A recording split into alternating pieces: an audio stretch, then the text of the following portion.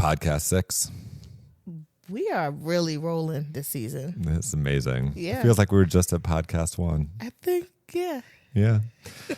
All right, here's my question today, LaShawn. Okay. So, as who we show up as in the world, as educators, as humans, there's lots of sort of the invisible people behind you who've helped you to become the person that you are, that people don't see.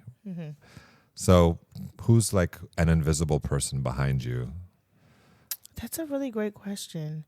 I think I've been really fortunate to have a lot of like invisible people behind me in different phases of my life to sort of like help mold me and challenge my thinking and things. One person in particular really helped me to narrow my or mold my ability to say the things that I think. Believe it or not, You didn't come that way? I did not. That was molded? I was not always this way. I would like to talk to this person. You can thank her. I will to talk to her. Shake her hand and thank her. But believe it or not, I was not always a person that felt comfortable enough to like say the things that I would think and feel very deeply about. And I often would have tons of thoughts and like different sort of creative outlets, but I would not always lean into like actual dialogue and conversation to mold my thoughts and my own beliefs about things. And she really pushed me to say them aloud and to challenge things that I felt strongly about. I'm so grateful for your invisible I coach. think that you owe her thank you. I owe her. We have somebody invisible behind us too, LaShawn. We do have someone invisible behind us. Yes, there's this gentleman who sits with us in the space. His name is Justin Eames, and he is the tech director of this entire enterprise. It would not be possible without him. In fact, this is also partly his fault because we went to him with this idea and he was supposed to say no. And he didn't. He immediately said yes. He indulged us. And he did indulge us, and he makes us sound really good. Really good. Yeah. So Justin, do you want to say hi? Hello there. There you go. That's Justin. Everyone meet Justin. And we all need those invisible people behind us Yes, to make we this do. go.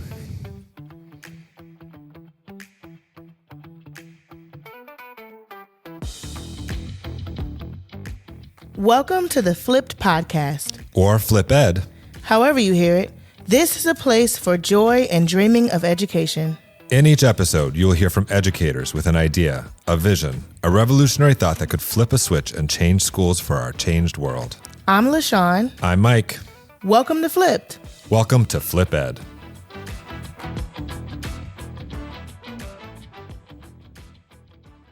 Dr. Lisa Williams is a national expert on topics of equity and access in public education. She has served as Chief Equity Officer for the Fairfax County Schools, as well as Executive Director for Equity and Cultural Proficiency in the Baltimore County Schools. She has provided guidance for school boards, public and private schools, as well as school systems and nonprofits in the areas of racial equity, gender equity, and STEM, leading for equity, school transformation, and culturally responsive practices. She is co-author of 2 books, When Treating All the Kids the Same is the Real Problem, Educational Leadership and the 21st Century Dilemma of Difference, and Humanity Over Comfort, How You Confront Systemic Racism Head-On, both published by Corwin Press. Her most recent publication, We Don't Make History, We Are Made by History, The Call for Education as an Instrument of Social Justice. This historical and determinative role of schools in advancing race equity was published in 2023 in the anthology Zukunft Bildungschancen in collaboration with University of Cologne. Welcome, Lisa, and thanks for throwing in that German at the end. That was really good pronunciation. It really was. I'm impressed. That was 5 years of German. Wow. Look That's at all that. I got. It paid off. And I can, yeah, go ahead. Hi there. Hi, Lisa. We're so excited you're here. Thank you for having me. Thank you for joining us. So we know you a bit from the incredible work you did in your partnership here with us at City Neighbors. But if you could just share a little bit about your origin story. How'd you get here? What brought you to the world of education? Of all the things that you could have done, why this? Well, it wasn't like I necessarily chose it, but what I will say is this. I'm a native of Baltimore. I grew up in Sandtown, Winchester, actually not too far from where Freddie Gray was unalived. And so when I sort of think about the pathway to formal work in equity, one could say I've been training for it all my life in many respects.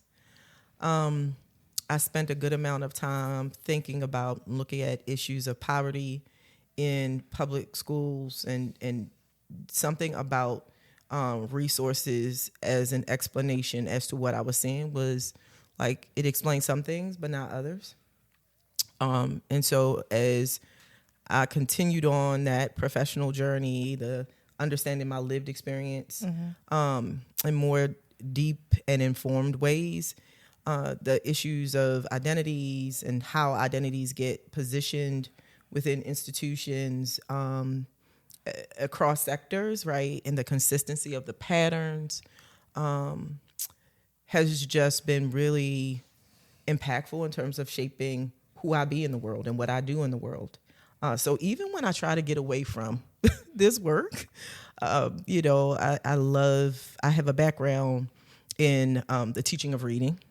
I have a background in biology, I have like all of these varied things. I spent a lot of time in school, but the bottom line of it is this conversation about are we positioned to serve all people well is a theme, irrespective of how it might get applied. It is because our society is like shaped and informed and influenced by this unevenness that I think we have to deal with as stewards on this planet right now.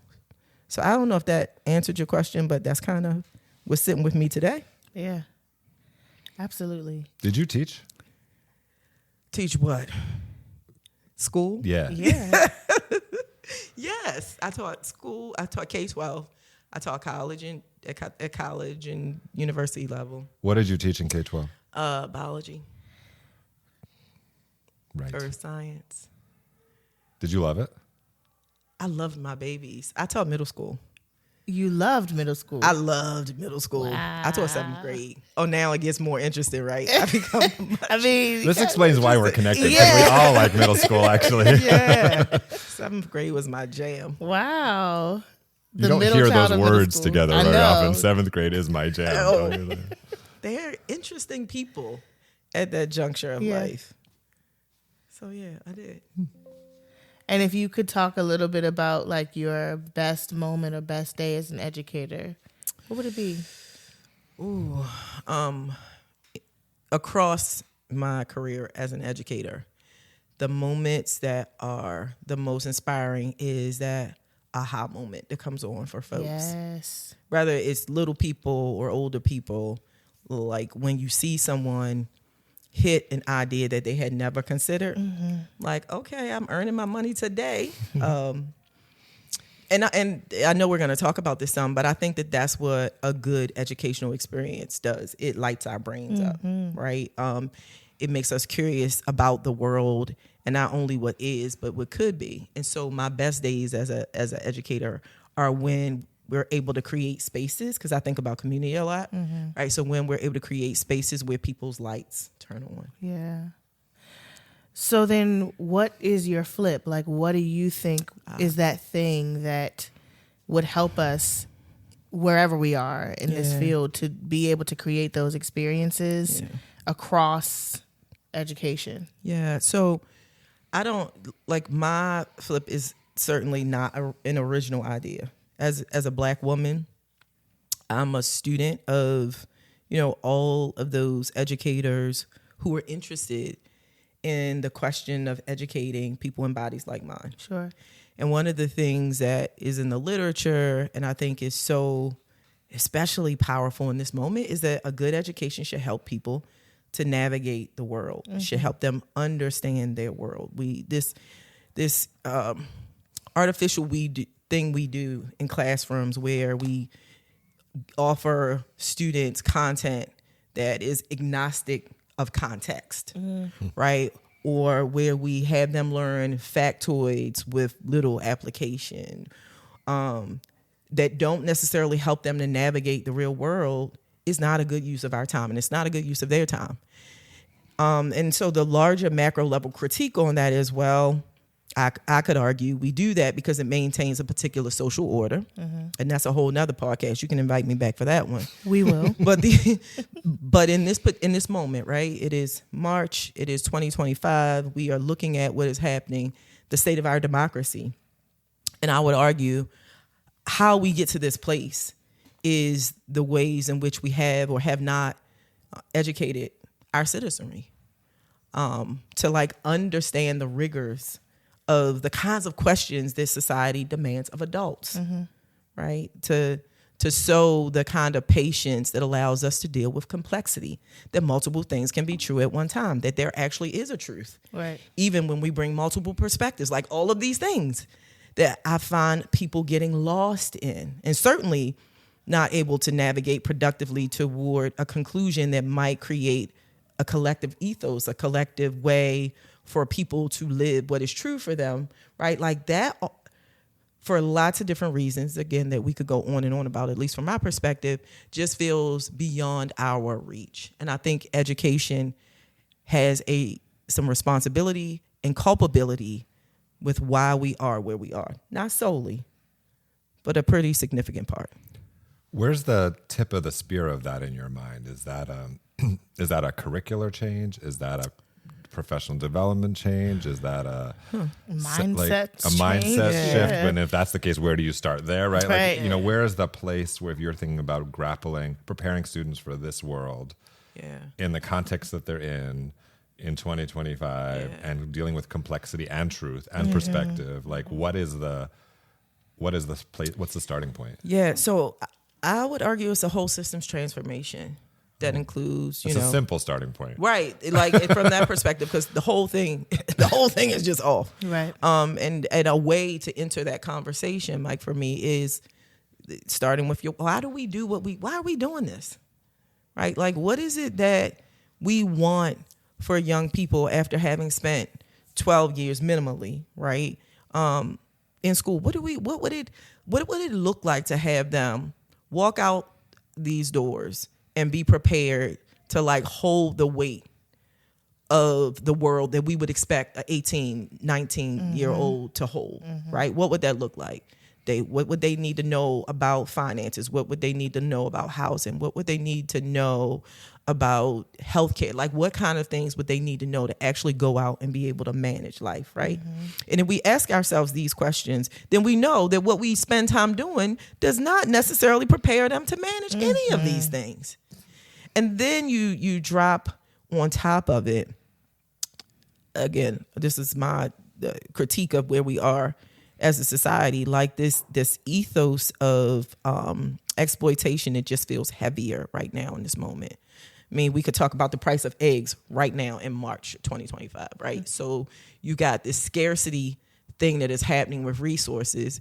You have young people who are not necessarily socialized to make good decisions that allow them to deal with these kinds of challenges that are out there related to scarcity. And it just feels like this collision of things that can create and so a huge sense of nihilism, right, of hopelessness. And I think that is the perilous moment that we are sort of sitting in as these systems are failing us. Education among them.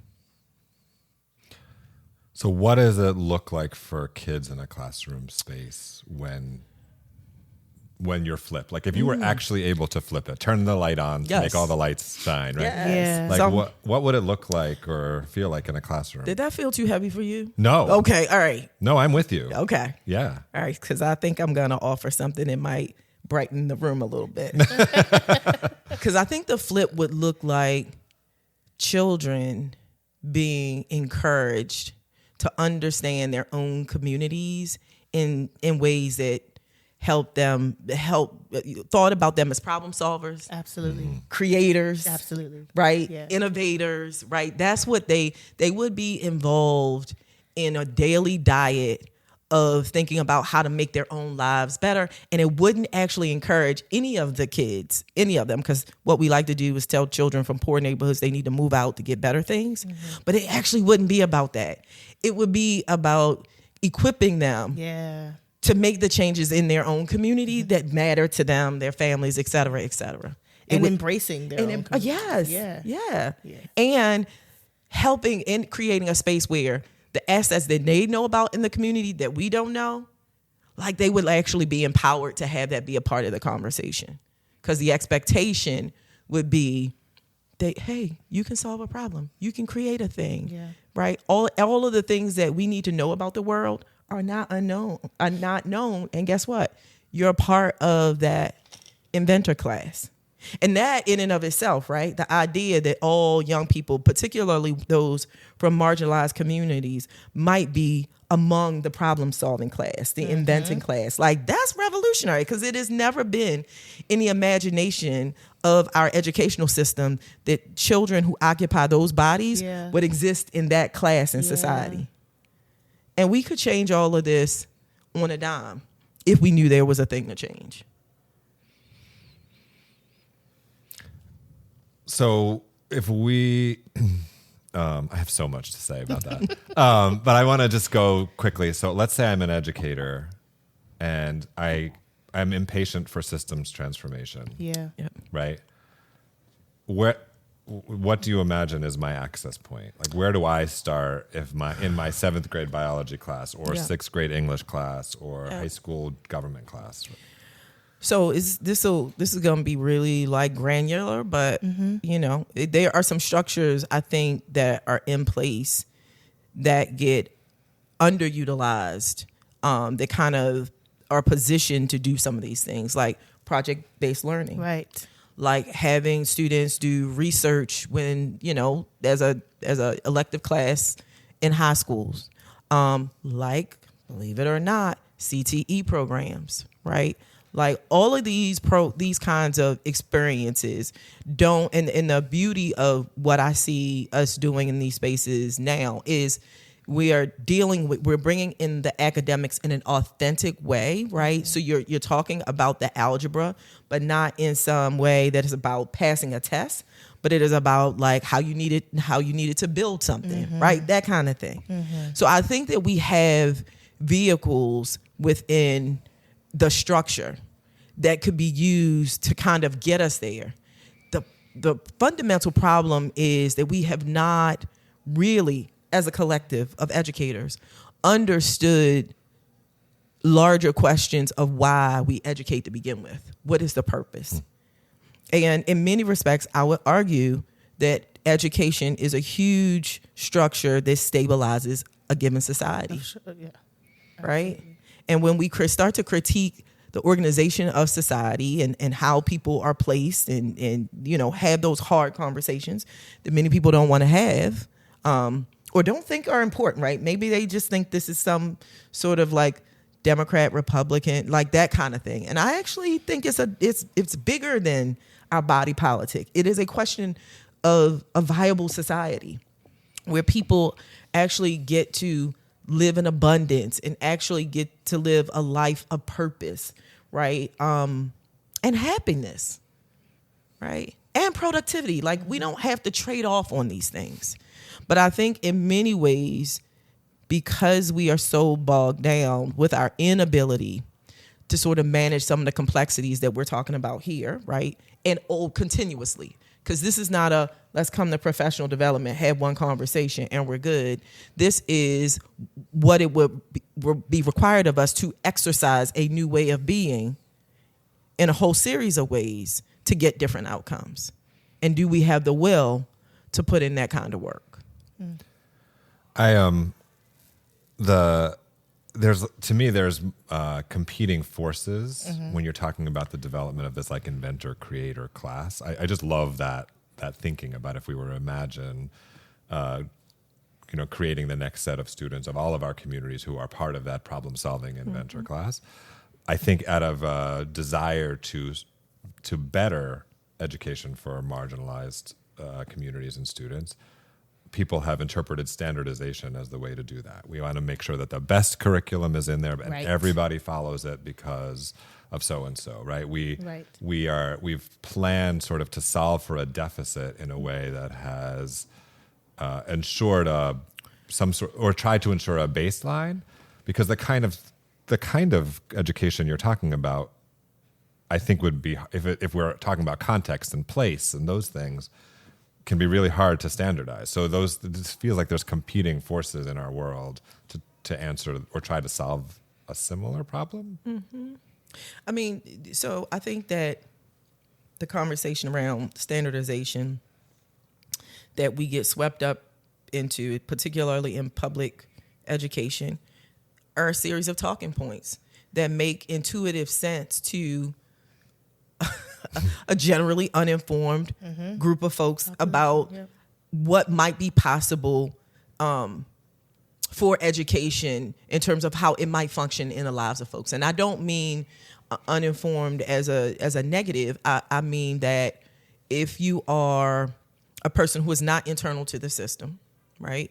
And you've not been a part of these experiences where you have seen what students can do when given license to be creative. For example, years ago, I worked with a group of teachers working with high school students, and the students were graduating from public schools. Some of them had patents already, had done all kinds of, and I mean, we're working on issues like cancer, high school students. And so if the general public sort of understood what was possible about education through that lens, or even if you watch reality TV, one of the big talking points has been about how one of the persons on reality TV is really affluent. And they asked her, like, where does this come from? My husband owns HVACs and he has them in all these airports. Like, and this is, those are CTE programs. You know what I mean? Like, and so when you start talking about opportunity in that way, it makes the conversation around standardized tests and everybody knowing the algorithms or everybody being, it's like, what are we doing? Because this is possible too, right? These examples are possibilities too. In the same way that we put an organization and a structure around making sure everybody gets to this page or the curriculum and making sure everybody takes this test, we could actually put energy around students inventing things that are good for society and good for their families and good for a community as a whole. It is where we are putting our energy and what our visions will allow us to conceptualize.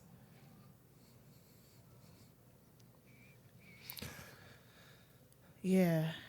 I think that to that point specifically, there would need to be a shift in thinking about the contributions of Black and brown students. 100%.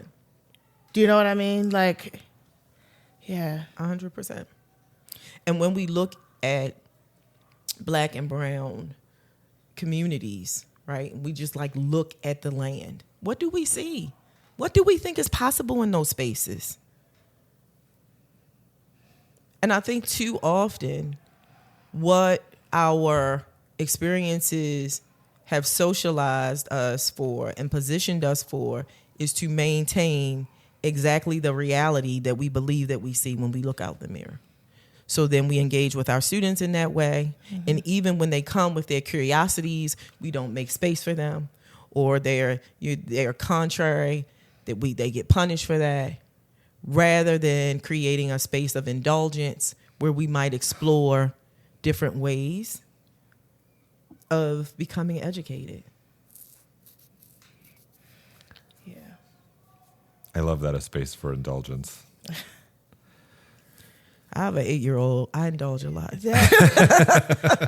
That's powerful though, because it's also the shift from survivalism. Yeah. Like there's so much there that would need to shift to really allow that space for dreaming and exploration and all the things that you're mentioning. I love that. That's amazing. I mean, in so many ways, and I don't think that there are villains in this. I don't think that there are evil doers at all.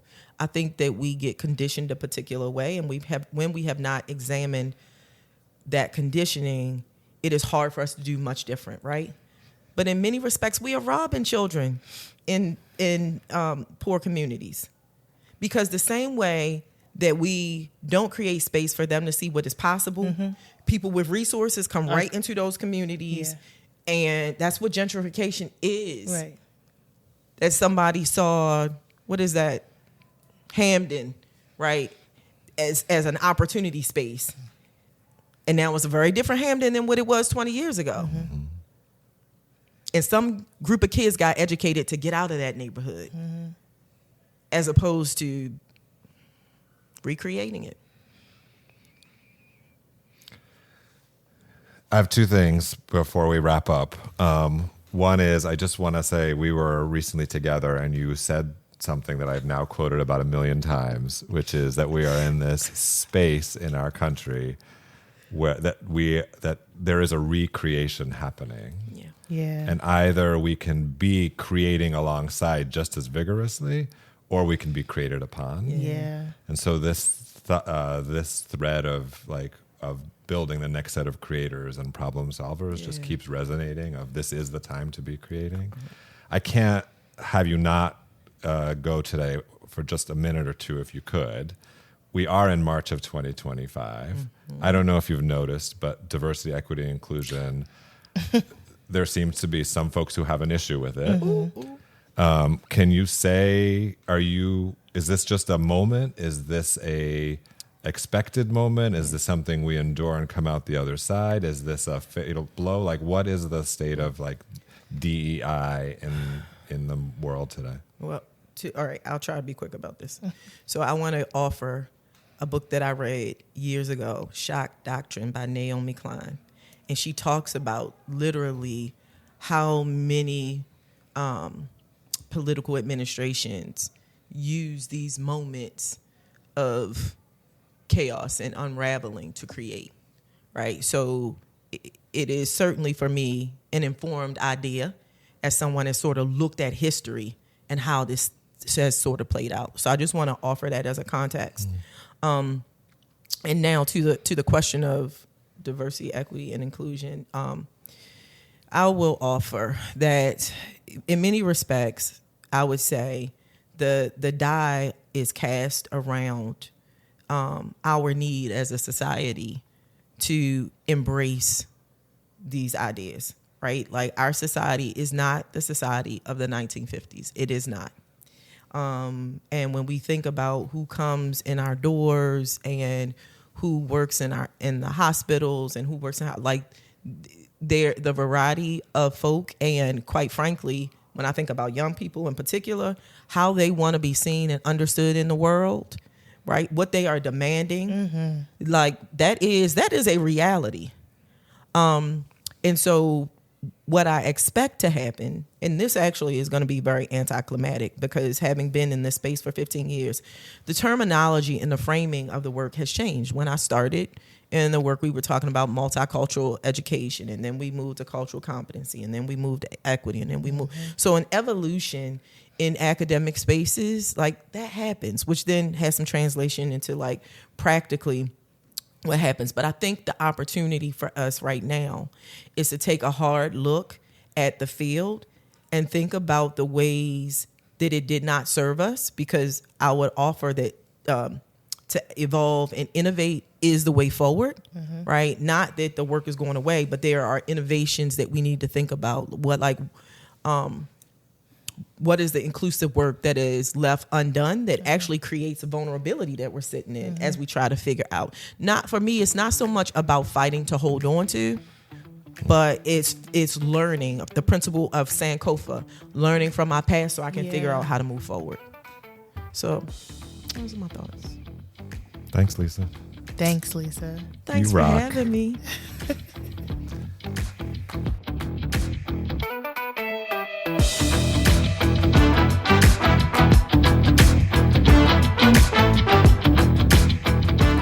Okay, LaShawn, Hey, Mike.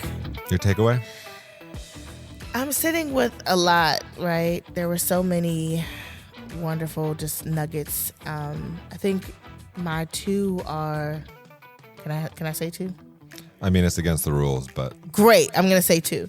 So the first one is just this idea of schools being a place that really lean into students' natural experiences and helping them to navigate the world exactly where they are. Like, I just imagine, us putting the standards to the side for a second and going like, what are 5-year-olds needing to learn and to know to navigate their world? Like, how can we master their ability to share or their ability to name their feelings, because those are things that's going to help them to be able to navigate their world right where they are, right? And at 12-year-olds, like self-advocacy, like where are the places that we are measuring things that really matter to them and that display where they are developmentally, that will help them in the real world outside of the walls of the school. So I spun that around in my head for a bit.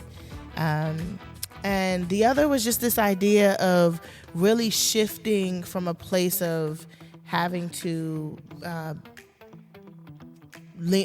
move away from deficits and into like exploration and dreaming and creating, right? Like shifting away from the very hard reality and the very hard survival mode that a lot of our kids are coming into these spaces, and moving into them being an active part of building their world for their future. Like that to me is so transformative.